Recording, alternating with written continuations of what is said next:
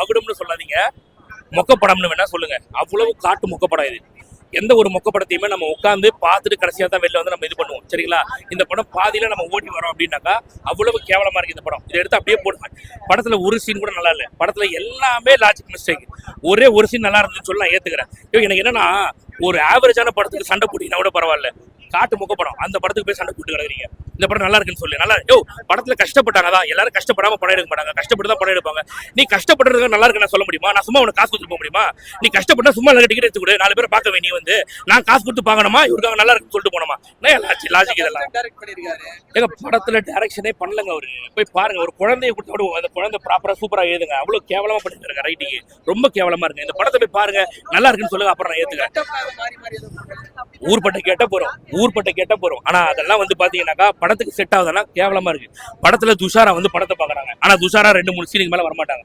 அஞ்சலி தான் படம் ஃபுல்லா வராங்க. அஞ்சலி வரல, துஷாரா வந்து படம் பார்த்துருக்காங்க. அந்த மாதிரிதான் படத்துல என்ன தேவையோ அதை விட்டுட்டு தேவையில்லாதெல்லாம் பண்ணி வச்சிருக்க மாதிரி வச்சிருக்காங்க. அதுவே நீங்களே கேக்குறீங்க 3 மணி நேரம் எப்படி உட்கார முடியும்? படத்துல ஒரு சீன் நல்லா இல்ல, எப்படி 3 மணி நேரம் உட்கார முடியும்? இவர் ஒரு மெடிக்கல் ரெப்பா வராரு. ஃபர்ஸ்ட் ஸ்டார்டிங் சீன்ல மெடிக்கல் ரெப்பா வராரு. அந்த மெடிக்கல் ரெப்பா வர சீன்ல இவர் ஒரு கம்பெனில தடை செய்யப்பட்ட மருந்து விற்கக்கூடிய கம்பெனில இவர் வேலை பார்க்கறாரு. டாக்டர் கிட்ட, டாக்டர் அந்த மருந்தெல்லாம் எழுதாதீங்க, அந்த மருந்து தடை செய்யப்பட்ட மருந்து. ஏடா அந்த கம்பெனில வேலை பார்க்கற நீ உங்க கம்பெனில கேட்க மாட்டியா? இவர் டாக்டர் சொல்லுவியா? நீ எவ்வளவு லாஜிக் மிஸ்டேக் பாத்தீங்களா இல்லையா? இந்த மாதிரி ஊர்பட்ட பிரச்சனைகள். அந்த கார் வாங்க போவார் ஒரு சீன், அதை மட்டும் நீ பாரு, வேற எதுவுமே சொல்லல. பிரஷ் ஷோ போடுவாங்களே, இப்ப பிரஷ் ஷோ போடுறாங்கல்ல, பார்த்து வந்து நீங்க பேசுங்க. அவ்வளவு கேவலமா இருக்கியா படம், ரொம்ப படம், ரொம்ப கொஞ்சம் கூட உட்கார முடியல. கடைசியில ஓடி வந்துட்டாங்க, அவ்வளவு கேவலமா இருக்கு. உட்காந்து பாருங்க நீங்க, அதுக்கப்புறம் சொல்லுங்க. நீங்க ஜிவி பிரகாஷ் ஏதோ ட்ரை பண்ணிருக்காரு, ஒர்க் அவுட் ஆகல உள்ள. ஏன்னா படம் நல்லா இல்லாத ஒர்க் அவுட் ஆகல. நல்லா பண்ணிருக்காரு. தயவு செஞ்சு இதோட எடுத்து சொல்லுங்க ப்ளீஸ். இது சொல்லுங்க. விஷாலோட மார்க்கெட் படம் நல்லா இருக்குன்னு சொல்றோம், படங்கள் நல்லா இருக்கும்போது நல்லா இருக்குன்னு சொல்றோம். அதை வச்சுட்டு நீங்க அந்த படம் நல்லா இல்லைன்னு சொல்றீங்க. இந்த படம் பாக்குறது எனக்கு பிடிச்சதான் நல்லா இருக்குன்னு சொல்ல முடியும். படம் கேவலமா தான் சொல்ல முடியும். நான் மட்டும் இல்ல, எல்லாருமே உச்சி கூட்டிட்டு இருக்காங்க உட்காந்து. ஒருத்தன் கை தட்ட மாட்டான், ஒருத்தன் சிரிக்க மாட்டான். இது படம் நல்லா இருக்குன்னு சொல்லுறாங்க. எப்படி சொல்ல முடியும்?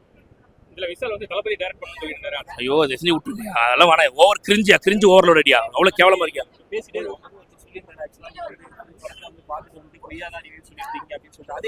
ஃபுல் படத்தை பார்த்துட்டாக்கா நல்லா இல்லைன்னு நல்லா இருந்தா சொல்ல முடியும். அது என்ன பொய் என்ன இருக்கு இதுல? நான் பொய் சொன்னாக்கா பகல் வந்து படத்தை பார்ப்பாங்கல்ல, படம் எப்படி ஓடிடும்ல. போன வாரம் டிசி நல்லா இருக்குன்னு சொல்றோம்ல, நல்லா இருக்கா படம்? ஓடுது அந்த படம். நல்லா இருக்குன்னு சொல்லும் போது ஏத்துக்கிறீங்கல்ல, படம் நல்லா இருக்குன்னா. இந்த படம் நல்லா இல்லைன்னு சொன்னா ஏன் உங்களுக்கு கசகுது? நான் என்ன விட்டுருக்கேன், நீங்க போய் பாருங்கயா. 100ல ஒரு 20-30 பேர் நல்லா இருக்குன்னு சொல்றான்னா விட்டுரு. அவன் வந்து விஷால் பிடிக்கும் நல்லா இருக்குன்னு சொல்லுவான். மிச்ச ஜென்ரல் ஆடியன்ஸ் வருவாங்கல்ல, 2வது நாள் 3வது நாள். இந்த படம் முதல்ல 2 நாள் ஓடுதா பாரு முதல்ல, அதுக்கப்புறம் நீ வந்து இந்த கேள்வி கேளு. நமக்கு நல்ல படத்தை ஆதரிக்கணும். உண்மையிலே தமிழ் சினிமா வளரணும்னு நினைக்கிறோம். நம்ம போன வாரம் டிசின்னு ஒரு படம் வந்துச்சு, அந்த படத்தை பார்த்தோமா, நல்லா இருக்குன்னு சொல்றோமா நம்ம.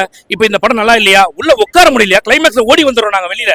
இந்த படம் நல்லா இல்ல, எப்படி நல்லா இல்லைன்னு சொல்லுவேன்? அதாவது எல்லா படத்துக்குமே அவங்க ஹீரோவோட டீம் வந்து உட்காருவாங்க, மேல ஹீரோயின் வந்து உட்காந்துருந்தாங்க, அவங்க டீம் வரும். அவங்க டீம் வரும்போது இந்த படம் நல்லா இல்லைன்னு சொன்னாங்க, அவங்களால ஏத்துக்க முடியாதா இல்லைன்னு சொல்ல. படத்துக்கு கஷ்டப்பட்டாங்கிறது நல்லா இருக்குன்னு சொல்ல முடியுமா? நான் கேட்கறேன். படம் அவ்வளவு கேவலமா இருக்கு. இங்க வந்துட்டு பவுன்சர்ஸ் இறக்கிட்டு நல்லா இருக்குன்னு சொல்ல, நல்லா இருக்கு எப்படியா சொல்ல முடியும் படம் நல்லா இருக்குன்னு?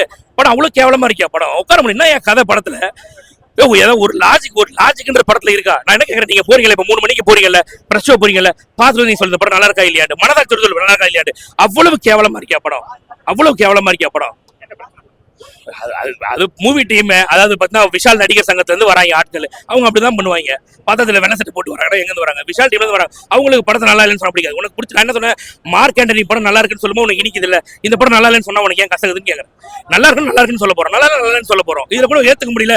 எல்லா படத்தையும் நல்லா இருக்குன்னு சொன்னாக்கா, நான் காசு கொடுத்து படத்தை வந்து பாக்குறேன், நீங்க என்கிட்ட கேட்கற எப்படி இருக்குன்னு என் ஒப்பீனியன் தான் நான் சொல்ல முடியும். புரியுதா இல்லையா? நான் நல்லா இருக்குன்னு ஃபேக் ரிவ்யூ கொடுக்க முடியுமா? அப்ப காசு வாங்கிட்டு பேசுறேன் அவங்களுக்கு எனக்கு என்ன வித்தியாசம் இருக்குது? நான் கேட்கறேன். அவ்வளவு கேவலமா இருக்கு படம். ஐயா படத்துல லாஜிக்ன்றது துளி கூட கிடையாது. ஒரே ஒரு விஷயம் தான், லாஜிக்ன்றது துளி கூட கிடையாது. படத்துல பையன் விஷால் வராரு, அப்பா விஷால் வராரு. பையன் விஷாலோட ஸ்டோரியுமே வந்து பார்த்தா அவ்வளவு காமெடியா இருக்கும்.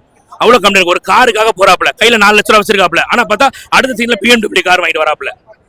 அவ்வளவு கிரிஞ்சா இருக்கா? ஒரு பக்கம் செகண்ட் ஹாஃப்ல அப்பா வராப்புல, லிங்கான்னு காட்டுறாப்புல. சரி, லிங்கா என்ன பண்றாருனாக்கா மீன் வெட்டுற பொம்பளை மேல சுத்திட்டு இருக்காப்புல லிங்கா. சரி, என்ன பண்ணாரு? பெரிய டானா ஒரு கடை டான்ல கிடையாது. கிளைமேக்ஸ்ல ஒரே ஃபைட் வச்சிருக்காங்க, அவ்வளவுதான். சரி, கதை என்ன? நான் ஒன்னே ஒன்று சொல்றேன், சிம்பிளா சொல்ற பாருங்க. ஒரு அதான் எல்லாத்தையும் சொல்லிட்டு இருந்ததுதான். ஒரு டீ கடையில ஒரு சீன் ஒன்று நடக்குது, சரிங்களா? விஷாலோட ஃப்ரெண்டு தான் வந்து டீ கடை ஓனர்.